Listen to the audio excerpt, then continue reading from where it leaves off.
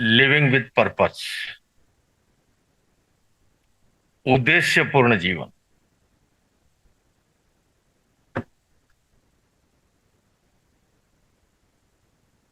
सर्वप्रथम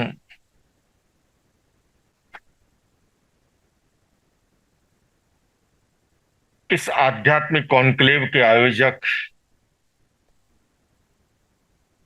business world को मैं इस बात के लिए साधुवाद देना चाहूंगा। माया नगरी मुंबई में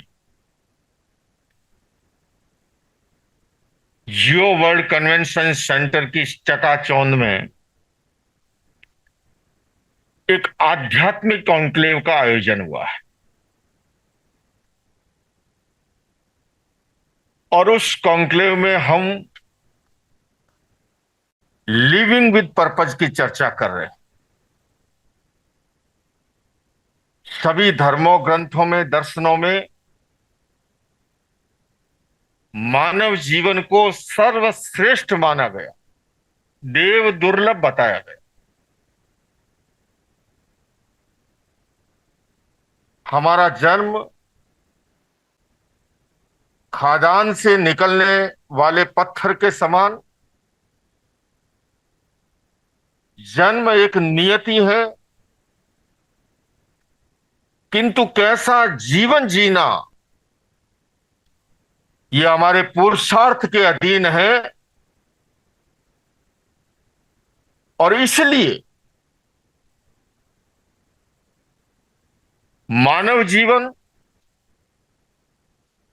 मनुष्य जिसको सक्षम नर्वस सिस्टम मिला है, विकसित मस्तिष्क मिला है, और उस सक्षम नर्वस सिस्टम और विकसित मस्तिष्क की बदौलत वो उत्तराखंड में फंसे 41 मजदूरों को चट्टान को तोड़ करके उन्हें सकुशल वापस ला रहा है। और केवल इतना ही नहीं, इस मस्तिष्क की बदौलत एक सेकंड में करोड़ों, अरबों, खरबों बार की गणना कर सके ऐसे सुपर कंप्यूटर का निर्माण भी इस मानव मस्तिष्क ने किया। तो ऐसे के अंदर जब इस धरती का सर्वश्रेष्ठ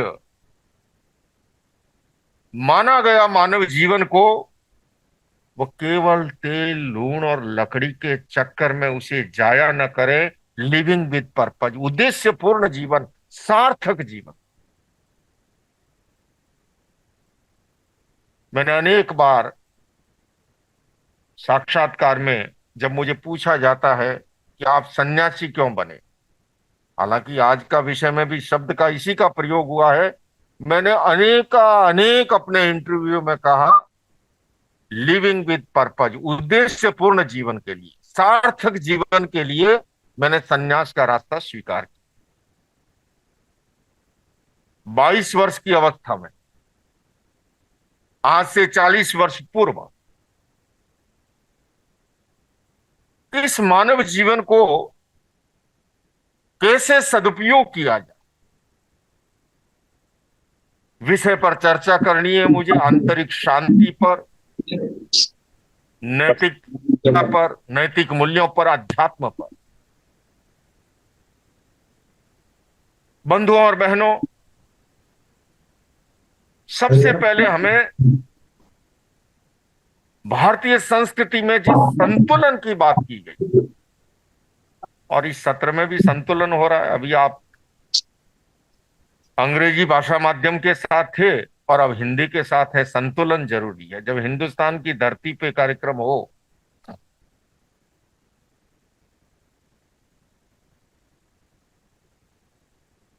और ये संतुलन की बात आज नहीं, शताब्दियों, सहस्राब्दियों पूर्व भी जैन धर्म के 24वें तीर्थंकर भगवान महावीर ने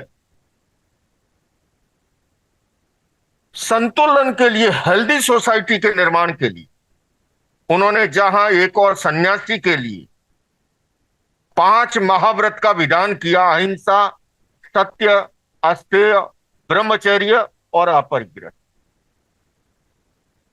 वे जानते थे कि सभी सन्यासी नहीं हो सकते, किंतु स्वस्थ समाज की संरचना के लिए उन्होंने 12 अणुव्रत का भी विधान। एक हाउस होल्डर, एक गृहस्थ व्यक्ति न्यूनतम आचार संहिता का पालन करे कि जिससे हमारा समाज स्वस्थ बना रहे।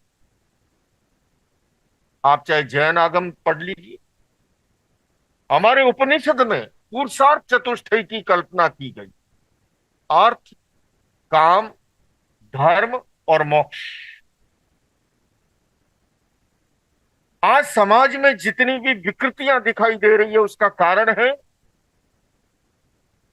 जब हम संतुलन को बुलाते हैं,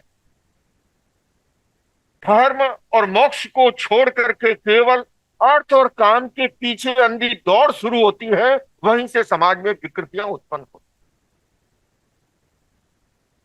हालांकि मैं ये भी कहना चाहूंगा, धर्म का, और खास करके अगर मैं कहूं कि जैन धर्म में अधिकृत रूप से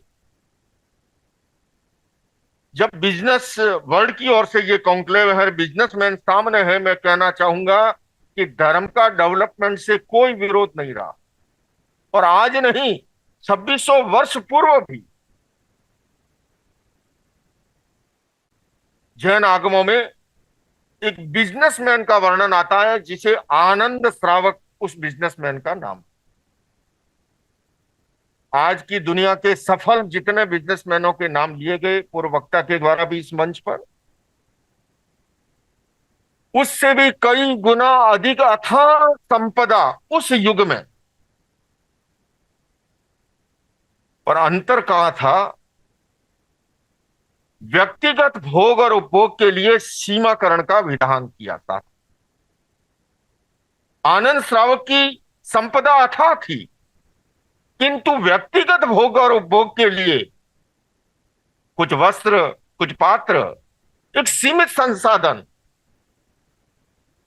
डेवलपमेंट से विरोध नहीं है, अपनी प्रतिभा का मैक्सिमम उपयोग करें, किंतु उस प्रतिभा का मैक्सिमम उपयोग करते हुए संतुलन को न भुलाएं कि हमारा समाज स्वस्थ कैसे रह सकता। अगर शरीर में एक जगह ब्लड जमा हो जाए, शरीर अस्वस्थ बन जाता है। उसी तरह से हमारी दुनिया में धन भी अगर एक जगह जमा होता है तो हम देखते हैं एक तरफ बहुमंजिली इमारतें, अट्टालिकाएं हैं और दूसरी तरफ 2 जून की रोटी के लिए आदमी तरसता। और इस संतुलन को धर्म से भी जोड़ा, महावीर ने जोड़ा। सबसे बड़ा आकर्षण है मोक्ष का, मुक्ति का, निर्वाण का धर्म के क्षेत्र में। किंतु मैं आपसे कहना चाहूंगा, महावीर ने कहा असंविभागी नहु तस्य मोक्षो। तीर्थंकर महावीर कहते हैं कि जिसके भीतर संविभाग की चेतना नहीं है वो मोक्ष का अधिकारी नहीं है। सरल शब्दों में कहूं, तुम्हारा भाई अगर भूखा सोया है और तुम भरपेट खाते हो, महावीर कहते हैं तुम मोक्ष के अधिकारी नहीं हो सकते।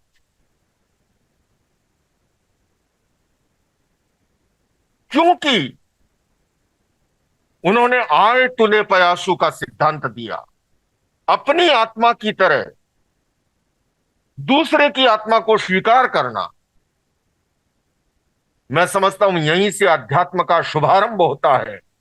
हम अपने अस्तित्व की तरह दूसरों के अस्तित्व को स्वीकार करना सीखें। मनुष्य मशीन का प्रोडक्शन नहीं है। विचार भेद, रुचि भेद, चिंतन भेद, ये सब स्वाभाविक है,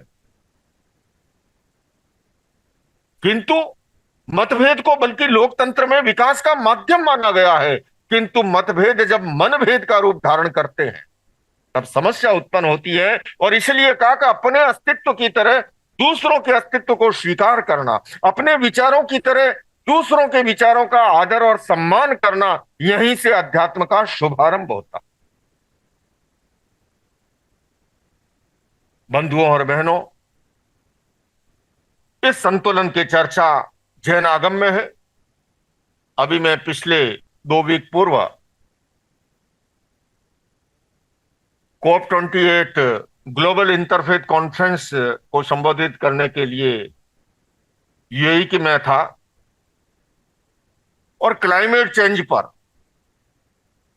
चर्चा करते हुए मैंने निवेदन किया कि भगवान महावीर ने 60 जीव निकाय का सिद्धांत दिया। पृथ्वी, पानी, अग्नि, वायु, वनस्पति और त्रस, एक मौलिक सिद्धांत 2600 वर्ष पूर्व, क्योंकि वो जानते थे कि हमारी धरती माता हमारी अपेक्षाओं की पूर्ति कर सकती है, आवश्यकताओं की पूर्ति कर सकती है, किंतु अनंत लालसा की पूर्ति नहीं कर सकती। और इसलिए कहा उन्होंने, इच्छाऊ आकाश समान अनंतिया, इच्छाएं तो आकाश के समान अनंत हैं। पदार्थ सीमित है, इच्छाएं असीम है। सीमित पदार्थ असीम इच्छाओं की पूर्ति नहीं कर सकते, इसलिए भोग और उपभोग का सीमाकरण का सिद्धांत दिया। हम सभी शांति चाहते हैं, सुख चाहते हैं, आनंद चाहते हैं, लेकिन कठिनाई क्या है कि हम खोज रहे हैं बड़ी बड़ी अटालिकाओं में, महलों में। बंधुओं और बहनों, सुख और शांति का संबंध पदार्थ और परिस्थिति से नहीं, हमारी मनस्थिति से। एक व्यक्ति ने बड़ा अच्छा सा मकान बनाया।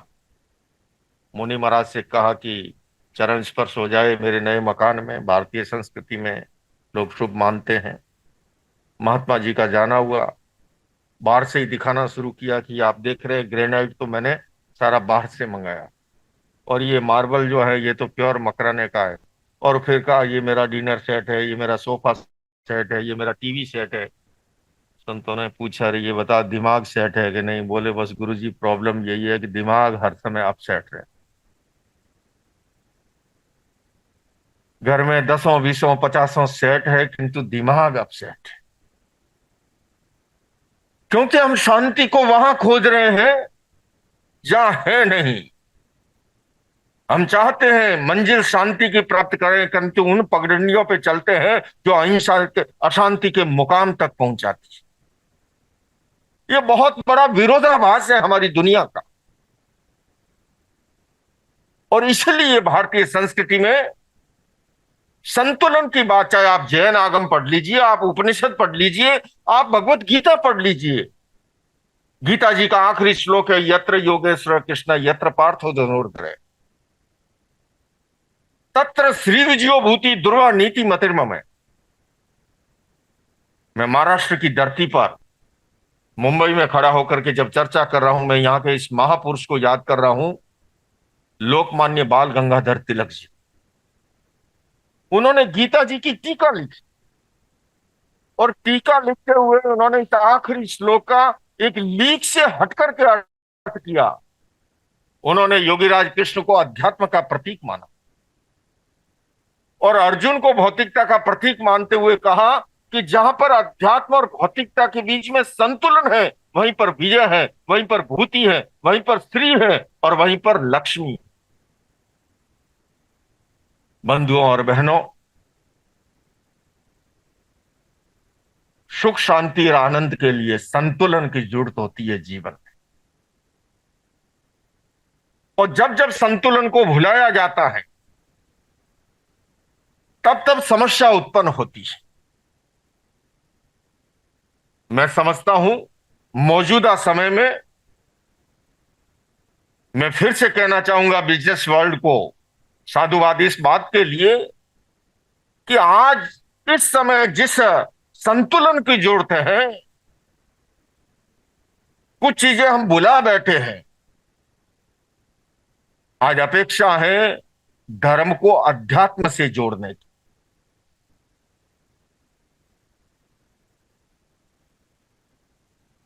धर्म के 3 आयाम हैं: उपासना पहला आयाम, और मैं पहले स्पष्ट करूं कि मैं उपासना का विरोधी नहीं हूं। किंतु मैं ये भी अवश्य कहना चाहूंगा कि आचरण शून्य उपासना का महत्व सुगंधित शव से अधिक नहीं हो सकता। आचरण शून्य उपासना खुद को और खुदा को, अपनी आत्मा को और परमात्मा को, दोनों को धोखा देने के समान। और आज समाज में धर्म का तेजस्वी स्वरूप इसलिए नहीं दिखाई दे रहा है। मुनि महाराज के गए, चरण स्पर्श किया, या मंदिर में गए, घंटा बजाया, या गंगा में डुबकी लगाई, प्रभु मोरे अवगुण चितन धरो, समदर्शी है नाम तुम्हारो, चाहे तो पार करो, और यूं लगता है कि आज के सारे पाप साफ और कल से फिर वही घोड़ा और वही मैदान। बंधुओं और बहनों, ये विरोधाभास हमारे जीवन का,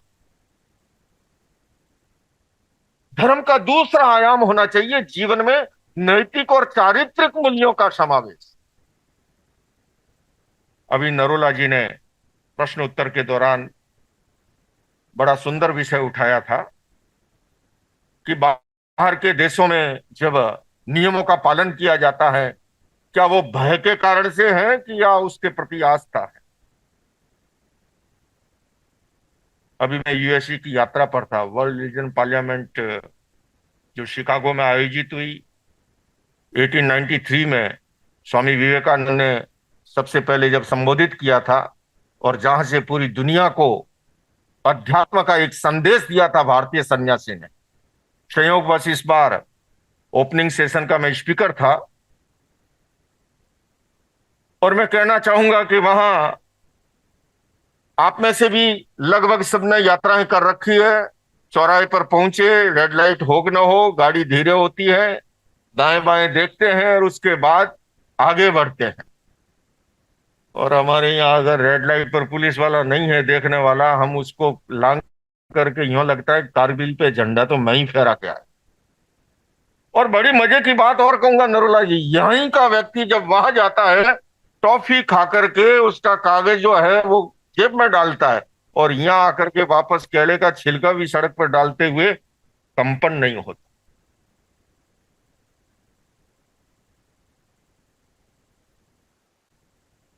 चाहे इसे आप पनिशमेंट कह दो या एक परिस्थिति और पर्यावरण, एक माहौल का, वातावरण का। पनिशमेंट तो यहाँ भी है, पर यहाँ फिर भी ले दे के छुटकारा भी हो जाता है, जुगाड़बाजी है। चालान आ तो गया, लेकिन ऐसे ऐसे जुगाड़ है, एक फोन किया और चालान जो है आया गया हो। तो उपासना के बाद दूसरा आयाम होना चाहिए जीवन में नैतिक और चारित्रिक मूल्यों का समावेश। और हमारी ये महापुरुषों ने, मैंने जिस अणुव्रत की चर्चा की, ये अणुव्रत क्या है? अणु का मतलब छोटा, व्रत का मतलब नियम। इस प्रकार के नियम कि जिन नियमों से हमारा समाज स्वस्थ बना रहे। लेकिन उससे भी महत्वपूर्ण है तीसरा, जीवन में अध्यात्म का अवतरण।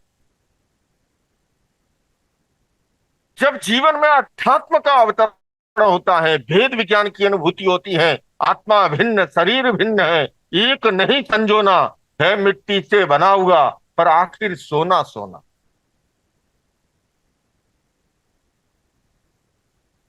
सबसे महत्वपूर्ण है जीवन में अध्यात्म का अवतरण। महावीर से पूछा गया कि अध्यात्म का, धर्म का अधिकारी कौन है? वो कहते हैं, सोई उज्जूय भूयष्ट धम्मो शुद्धस्य चिट्ठई। जो शिशु की तरह सरल है, रिजु है, पवित्र है। बंधुओं और बहनों, मैं विषय को समापन की ओर ले जाते हुए कहना चाहूंगा, हम सबके भीतर तीन प्रकार की चेतना है। आपके भीतर भी, मेरे भीतर भी। स्वार्थ की चेतना, परार्थ की चेतना और परमार्थ की चेतना।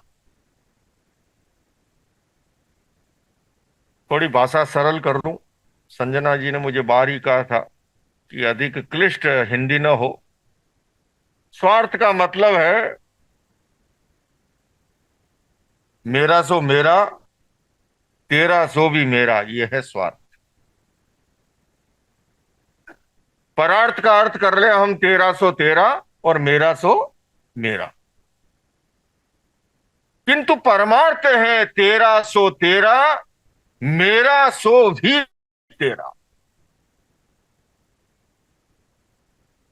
अभी इसी मंच से सीएसआर की भी चर्चा हुई थी। एक बिजनेसमैन सीएसआर कब कर पाता? ठीक है, सरकारी नियम बन गया गवर्नमेंट की ओर से, वो अपनी जगह है, लेकिन नियम बनने के बाद भी अगर भीतर में परार्थ और परमार्थ का भाव नहीं है तो उसके वो रास्ते निकाल देगा और ट्रस्ट वस्ट बना करके उसको उधर मोड़ करके जुगाड़बाजी कर डालेगा। भीतर का जब स्वार्थ विगलित होता है तब परार्थ और परमार्थ की बातें दिखाई देती है, सुनाई देती है। और भीतर में अगर स्वार्थ प्रबल हो तो परार्थ और परमार्थ की बात न दिखाई देती है न सुनाई देती है। एक मित्र ने दूसरे के मित्र को फोन किया कि हेलो, मैं वो राजेश भाई को भेज रहा हूँ, 10 लाख रुपए दे देना। वो कहता है हेलो हेलो, क्या कह रहे हो, आवाज नहीं आ रही। और उसने कहा अरे हेलो, अरे अलिया मैं जे 10 लाख रुपया आप आता ना, राजेश ने मोकड़ो आप ही दीजिए। बोले हेलो हेलो, आवाज नहीं आ रही। अब जमाना मोबाइल का नहीं था, बीच में ऑपरेटर था, उसने कहा जी आवाज तो बड़ी साफ आ रही है, 10 लाख रुपए मांग रहा है। बोले तेरे को सुनाई देता हो तुम दे दे, मेरे को तो सुनाई दे नहीं। भीतर में जब स्वार्थ प्रबल होता है तो परार्थ और परमार्थ की बात न दिखाई देती है न सुनाई देती। बंधुओं और बहनों, अगर वास्तव में हम आंतरिक शांति को चाहते हैं, सुख को चाहते हैं, आनंद को चाहते हैं, तो जीवन के अंदर संतुलन पैदा करना चाहिए।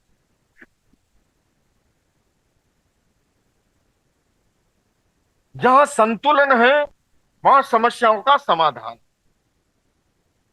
और जहां पर संतुलन नहीं है, मेरी पिछली यात्रा के दौरान अमेरिकी राष्ट्रपति जॉय बाइडेन से गन वायलेंस अमेरिका की एक बड़ी समस्या है।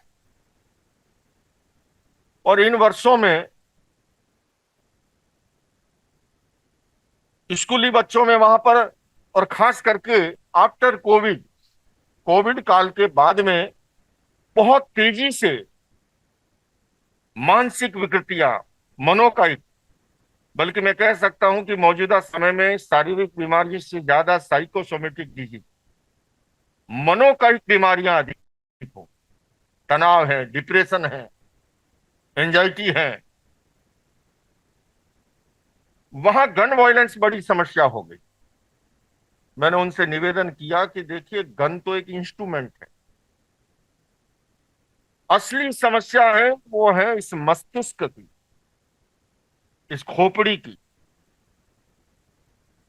गन पर आप एक पर प्रतिबंध लगाएंगे वो दूसरी उठा लेगा, दूसरी पे लगाओगे तीसरी उठा लेगा। जब तक मस्तिष्कीय प्रशिक्षण की विधा नहीं जुड़ेगी, मॉडर्न एजुकेशन सिस्टम जितना भी है, न केवल भारत में बल्कि पूरी दुनिया में, मॉडर्न एजुकेशन सिस्टम हमारे लेफ्ट हेमिस्फीयर को जगाने का काम कर रहा है, जो कि बुद्धि के लिए, गणित के लिए, तर्क के लिए रिस्पॉन्सिबल। किंतु हमारा राइट हेमिस्फीयर जो इंट्यूशन पावर के लिए, जो स्पिरिचुअल डेवलपमेंट के लिए रिस्पॉन्सिबल है, वो बिल्कुल सोया पड़ा। मौजूदा शिक्षा प्रणाली शारीरिक शिक्षा पे ध्यान दे, बौद्धिक शिक्षा पर बहुत कुछ ध्यान दे रही, किंतु साथ ही साथ जब तक mental development and emotional development का उपक्रम नहीं होता, हमारा प्राचीन एजुकेशन सिस्टम, गुरुकुल प्रणाली, आप में से बहुतों ने एक छोटी सी कथा सुनी होगी, सत्यम वद धर्मम चर क्रोधम मा कुरु। ये युधिष्ठिर जी और द्रोणाचार्य जी के बीच का संवाद। छोटा सा पाठ दिया याद करने के लिए बच्चों को, सबने याद किया, अगले दिन पूछा तो छोटा सा पाठ था, बच्चों ने तपाक से दोहरा दिया, सत्यम वद धर्मम चर क्रोधम मा कुरु। एक विद्यार्थी ने कहा मुझे याद नहीं। द्रोणाचार्य जी ने कहा कि अगले दिन याद करके लाना। नेक्स्ट डे, अगले दिन भी पूछा तो बोले याद नहीं हुआ। बोले ये क्या बदतमीजी है, छोटा सा पाठ अभी तक याद नहीं हुआ। थोड़ा तल्की के साथ कहा। तीसरे दिन पूछा, याद नहीं हुआ। जमाना अलग था, एक लापा जड़ दिया। ज्यों ही चांटा पड़ा, युधिष्ठिर जी कहते हैं कि गुरुदेव मुझे पाठ याद हो गया। बोले ये क्या बात है? बोले गुरुदेव आपने ही तो कहा था कि शिक्षा वो शिक्षा है जो जीवन में उतर जाए। अभी तक मुझे गुस्सा आता था, आज चांटा झड़ार जब गुस्सा नहीं आया, मैं कह सकता हूं कि मुझे पाठ याद है।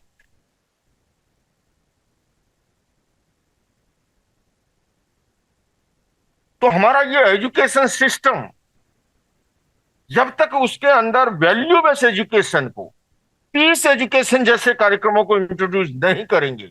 मैंने उनसे भी निवेदन किया कि प्राइमरी एजुकेशन से वैल्यू बेस्ड एजुकेशन को अगर आप इंट्रोड्यूस करें तो ये गन वायलेंस की समस्या जड़ मूल से ठीक हो सकती है। वरना तात्कालिक रूप से कोई सुधार आ सकता है कुछ कारणों से और प्रतिबंधों से, लेकिन स्थायी समाधान नहीं। बंधु और बहनों, थ्योरेटिकल शिक्षा के साथ साथ प्रैक्टिकल, क्योंकि बदलाव जो जीवन में आता है वो प्रयोग से आता है। मैं शिविर लगाया करता हूं, कैंप, एंगर मैनेजमेंट का, स्ट्रेस मैनेजमेंट का, सेल्फ मैनेजमेंट का। और मेरे पास ऐसे सैकड़ों उदाहरण हैं, गुस्से के कारण से जिनके घर परिवार नरक बन रहे थे, किंतु वो शिविर में गुजरने के बाद, प्रयोगों से गुजरने के बाद गुस्से से मुक्त हो जाते हैं, नशे से मुक्त होते हैं। तनाव है अगर फिजिकली, मेंटली, इमोशनली, किसी भी प्रकार का हम रिलैक्सेशन का प्रयोग करवाते हैं, वो तनाव से मुक्त होता है। नशे की आदत है, कान के आसपास प्रयोग कराते हैं, और उस प्रयोग से हमारा जो एंडोक्राइन सिस्टम है, हमारे जो ग्रंथि तंत्र के हार्मोन्स हैं, वही नाड़ी तंत्र में मिलकर के हमारे जीवन व्यवहार को प्रभावित करते हैं। ये साइंटिफिक प्रयोग है। मैं आपसे कहना चाहूंगा कि इस सभा में भी अगर कोई ऐसा हो जो कहे कि मुझे बहुत गुस्सा आता है, वो अलग से संपर्क करे। मैं पूरे विश्वास के साथ कह सकता हूं कि प्रयोग से गुजरने के बाद वो अपनी उस समस्या से मुक्त हो सकता। जिनकी समस्या हो कि मन एकाग्र नहीं रहता है, हर समय भटकता रहता है, उसका भी समाधान है। और ये समाधान मेडिसिन में नहीं, मेडिटेशन में है। ये मेडिटेशन की प्रणाली और क्या है? मेरे से पूर्व वक्ता ने आंतरिक बल की चर्चा की थी, शारीरिक बल की भी की। मैं आपसे पूछना चाहूंगा समय सीमा के अंदर कि ये बताइए, शरीर का बल ज्यादा महत्वपूर्ण है या मनोबल, आत्मबल, संकल्प बल, विल पावर, ये ज्यादा महत्वपूर्ण है? आप में से कोई जवाब। विल पावर, मनोबल, सब सौ सयाने एक मत, लेफ्ट और राइट सब एक हो गए हैं। अब मेरा दूसरा प्रश्न ये है कि आप ये बताइए कि 24 घंटे में शरीर का बल बढ़ाने के लिए आप क्या करते हो, और मनोबल, आत्मबल, संकल्प बल, विल पावर को बढ़ाने के लिए क्या करते हो? शरीर बल के लिए तो बेड टी से शुरू होते हैं। यहाँ आते ही हमें संजना जी ने पूछा कि गुरु जी टी वगैरह कुछ लेंगे, है ना? ब्रेकफास्ट भी करते हैं, लंच लेते हैं, दिन में स्नैक्स वगैरह और भी कुछ ले लिया। सर्दी के दिन आ गए, कोई हरिद्वार जा रहा है, अरे पतंजलि का च्यवनप्राश लेते आना हमारे लिए, है ना? घरों में जो है कभी गोंद के लड्डू, मेथी के लड्डू शुरू हो जाएगी। शरीर का बल बढ़ाने के लिए तो ये बताइए, मनोबल, विल पावर बढ़ाने के लिए क्या करना? सन्नाटा, मेडिटेशन। ये जो मेडिटेशन, ये इसीलिए मैंने प्रारंभ में कहा कि मैं उपासना का विरोधी नहीं हूं। हमारे यहाँ पर ये जितने भी प्रकार हैं, मेडिटेशन है, स्वाध्याय है, जप है, मौन है, ध्यान है, ये सारे के सारे उपक्रम हमें उस संतुलन को सिखाते हैं। तो बंधुओं और बहनों, हम और कितनी कलाएं सीख लें, किंतु अगर जीवन जीने की कला नहीं आई।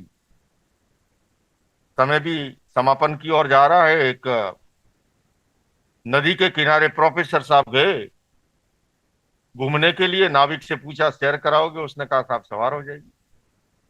नाव चलने लगी। नाविक फटे हाल था। प्रोफेसर साहब का कुछ अहंकार जागृत होने पूछा, रे ये बता, तू साइकोलॉजी जानता है कि नहीं? उसने कहा साहब साइकोलॉजी तो नहीं जानता। बोले कितने वर्ष का है तू? मैंने बोले साहब कोई 60 वर्ष का हूँ। बोले तेरी आधी जिंदगी तो मिट्टी में गई। थोड़ी देर हुई, साहब ने पूछा अच्छा ये बता, बायोलॉजी जानता है कि नहीं? इसने कहा साहब ये फिर कौन सी बीमारी है? बोले 60 वर्ष का हुआ और अभी तक तुम बायोलॉजी नहीं जानता है? आधी जिंदगी और मिट्टी में गई। थोड़ी देर हुई, साहब ने पूछा अच्छा ये बता, सोशियोलॉजी जानता है कि नहीं? इसने कहा साहब मैं तो हाथ जोड़ता हूँ आपसे, नाव चलाता हूँ, रोजी रोटी का काम चला लेता हूँ। थोड़ी देर हुई, साहब ने पूछा अच्छा ये बता, फिजियोलॉजी जानता है कि नहीं? इसने कहा साहब आप गरीब आदमी की क्यों मजाक करें, मुझे ये लॉजिए वॉजिए नहीं आती।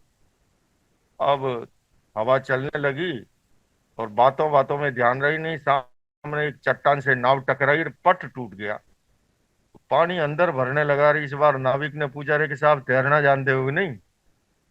बोले तैरना तो नहीं जानता। बोले मेरी 4 बार में गई थी, आपकी एक ही बार में जा रही।